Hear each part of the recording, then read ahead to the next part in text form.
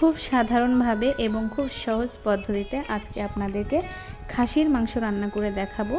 এবং এইভাবে খাসির মাংস রান্না করলে কিন্তু খেতে অনেক মজাদার হয় এবং খুবই লোভনীয় হয়। হ্যালো ভিউয়ার্স, আসসালামু আলাইকুম। সবাই কেমন আছেন এবং কে কোথায় থেকে দেখছেন অবশ্যই কমেন্টে জানাবেন। আমি খাসির মাংস 1 কেজি একটু পরিমাণে কম নিয়ে নিয়েছি এবং সেটাকে ভালো মতো পরিষ্কার করে ঢাকাতে রেখেছিলাম যেন পানিটা ঝরে যায়।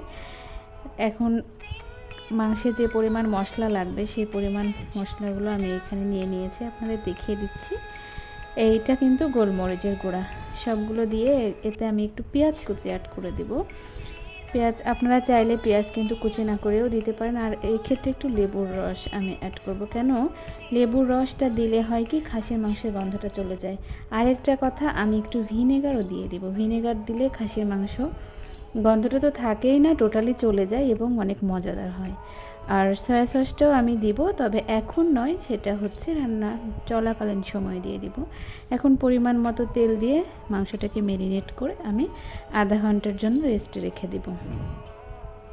এখন আমি চুলায় তেল দিয়ে দিয়েছি, যেহেতু মাংসে আমার তেল দেওয়াই ছিল তাই এখানে একটু হালকা করে তেল দিয়েছি এবং এখানে দিয়েছি আপনার শুকনো মরিচ, শুকনো জিরা, এলাচ, দারচিনি, এগুলো দিয়ে একটু ভালোভাবে নেড়ে মাংসটাকে দিয়ে দিলাম এবং এটাকে এখন আমি কষাতে থাকবো।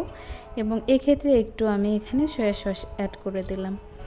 এখন এটাকে ভালো মতো নেড়ে চেড়ে আমি অবশ্যই একটু নিচের দিকে লাগিয়ে রেখেছি এই কারণেই যে মাংসটা একটু স্মোকি ভাব আসবে, সেজন্য কিন্তু এইটা করেছি।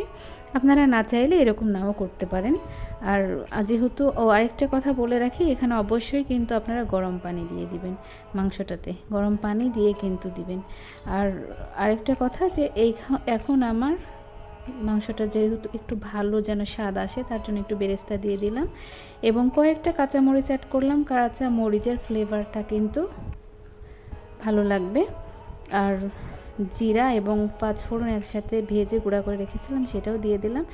এখন কালারটা দেখুন, মাশাআল্লাহ অনেক সুন্দর একটা কালার এসেছে এবং দেখে মনে হচ্ছে খুবই লোভনীয় এবং এটা দিয়ে 1 প্লেটের বেশি পরিমাণে ভাত খাওয়া যাবে। কালারটা কিন্তু দেখেন, তখন কিন্তু মনে হয়েছিল নিচের দিকে লেগে ধরেছে, কিন্তু কালারটা ওই রকমটা আসেনি।